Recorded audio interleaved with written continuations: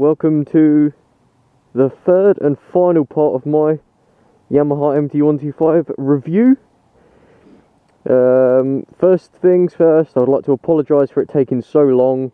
Been really busy over Christmas, personal issues and stuff like that. And my GoPro mic broke, so I had to use one laying around. I don't know how good the quality is, but it works, so apologies for that. So yeah, here we have it. Third and final part. We're going to cover the overall look of the bike, how the bike kind of works, as in how smooth the ride is and all shit like this. So, also, apologies for the state of the bike. It's been raining a lot. I had to go on a slight, not off-road, but a dirt track. And as you can see, I haven't had time to wash it. So again, really sorry. Right, let's get to it. Right, first of all, overall look at the bike. I think it looks amazing. You get all these nice lines coming down to a point. These bits, these little vents, they're cosmetic, really. They don't actually do anything, apart from feed a bit of cold air to the petrol tank, which I can't see that hurting. Yeah, I just think it's a really good looking bike. The way they've angled things, they've just done a really good job. I like the shape of the tank. It's just, I can't fault the looks at all. At all. I think it is absolutely amazing. You get this nice mud guard, almost like a carbon fibre texture. Well, look anyway, it's not the actual carbon fibre itself. Yeah, it is just really nice. The pillion seat, I have sat on it. It's not very comfy, but then to be fair, it's only a 125.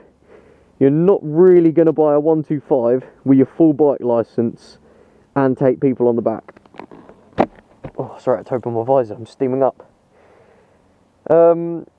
So, yeah, I mean, you might do, you might not, but it's alright for now. You've got this nice little strap on here. I can't see that you'd be able to sit on here and hold on to that. I wouldn't really trust it anyway. The wheels, they look amazing. You've got these nice kind of Y-shaped spokes. I think there's 6 or 7 on each wheel. Again, they look really nice. The alloys, nice tubeless wheels. Again, the colour scheme for this one, they've gone for red, black and grey. And I personally, obviously, because I'm the one that bought it, I find that it's the best looking out of the 3 colour choices they do. Definitely. Right, I'm also going to cover in this review the faults that are wrong with it, okay? First things first, you can probably see straight away, the seat is ripped, right here, right on this corner. And if we go around the other side, the seat has ripped on the corner. And if I do this, see a small amount of water coming out. Now that makes the inside of my legs wet. So I need to get onto them, get onto the place where I bought the bike and get a new seat under warranty. Second thing, the dash. So you turn the dash on, the bike's running, yada, it's all fine. And what I've had 3 times now is you're riding along, everything's perfect. The bike still runs great, no problems, but the dash will turn off. So you'll ride along, the engine will be running and it'll do this. And it'll all come back on again. And it will reset your trip recorder things, your average miles per gallon, current miles per gallon, all crap like that. It'll reset everything apart from the odometer reading and the mileage since your last service. I've got in touch with them twice about it, so the main dealer I bought it from, and they said we'll bring it in and we'll check over everything. And what they've done, they removed this kind of unit itself, checked for loose wires, water damage, stuff like that. Nothing wrong with it at all. They even plugged the scanner in and read any fault codes with the bike. He said there was none at all. So he said the only thing to do is leave it, see how it goes, and if it keeps happening, then we'll just replace the unit itself. So there's not a lot I can really do about that for now. I need to talk to them about the seat. It's only been like it past week or so. What else? I think that's pretty much it. But one thing I'd like to cover, if you lower the bike like I've done, 40mm, I bought my lowering kit from, I've got the sticker on the bike, Lust Racing. There, bloody brilliant company, really, really good. The lowering kit was cheap, it's well made. It's not, you know, basically what it is on the swing arm, you got this like U-shaped, well, it's like that, like an L-shaped bracket with a hole in one end, hole in the other. One of them goes onto the bottom of the shock, one goes onto the swing arm, and the lowering kit turns it from an L to a kind of U shape. So it brings the, almost like brings the swing arm up, so lowers the back end of the bike. Now in doing so, you have to lower the front end. Now I've dropped mine about 15-20mm on the front. It's quite easy, you just loosen off the clamps, get a, if you haven't got any tools really, just use a tape measure and measure it the best you can, because you get these out and you're going to be going everywhere across the road. So you want to get them spot on. I've done it myself, I'm a mechanic, I know what I'm doing. But that's not the problem. This is the problem, the belly pan. You lower the bike, it sits fucking low to the floor, ridiculously low. And in doing so, you can see there it's broken.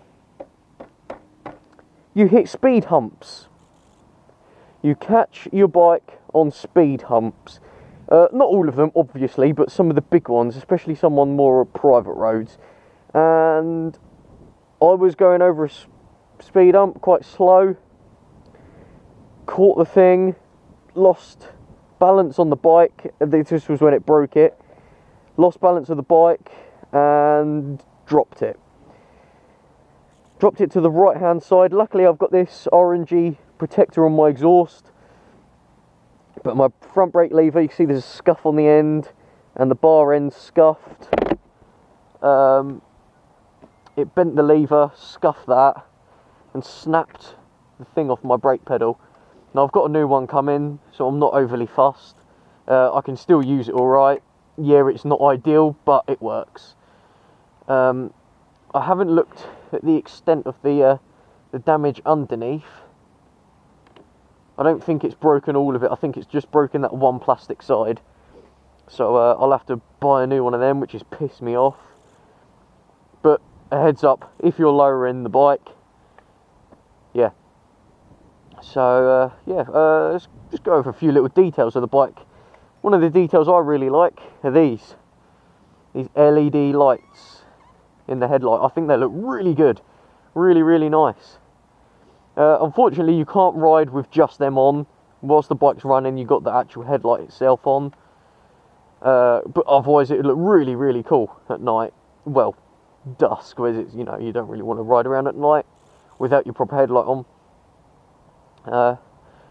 So look, I like the nice integrated tail light tucked in here, tail and brake light. And when I first looked at the bike, I thought, shit, how the hell is anyone gonna see that, you know, when I'm riding along? And you can actually see it really, really well. It's really bright. I've got the original indicators on the back. They're alright, I suppose. They're quite big and bulky. They're not brilliant. They've got little bulbs in, but they do the job, you know. I stuck some little ones on the front just to kind of tidy it in a bit. I think it goes better with the look of the bike. All the switches are quite easy to operate. You know, you've got your kill switch, info, so you'll be able to change. Look at the dash to turn on. Hello. Current average, current instant miles per gallon, I think. Your trip time, so I've been riding for 21 minutes today. My average speed today has been 22. Distance since my last service was 1,050. And then you're back to your average. I tend to leave it on current average rather than instant, otherwise I tend to look down and see what I'm doing all the time and it distracts me. You've got your select button here, which reads your mileage. Your first trip, 54.5 miles, that's how many I've done since I filled up. trip 2, that's how many miles I do until the last time my speedo turned off, and it's been nearly 1,000 miles. So hopefully, whatever the issue was is now gone. And then back to odometer. You got your reset, so you just go whatever you want. Hold the reset button, and it'll clear it. You got your lights, main light, really bright beam, whatever it's called. You got your little flashy one, so you can do this. It's quite cool. You've got horn, indicator, and obviously electric start. This bike doesn't have a kickstart. There's no need for one. It's a brand new bike. You should not need a kickstart on a brand new bike. Not only that, but your battery goes dead, you bump start it. You know, it's not fucking rocket science, is it? Yeah, I'm sorry if this doesn't go into as much detail as you would have liked it to go into. If you have any questions at all, about the bike, give me a little message either on my Facebook page, which is facebook.com/Tony Moulls. Tony, TonyMoulls. Obviously you can see in the top corner of the screen here is my name. Or just leave a message below on the video, and I will get back to you as soon as possible. So thank you very much for watching. Leave a like, share, subscribe, you know the deal. See you later.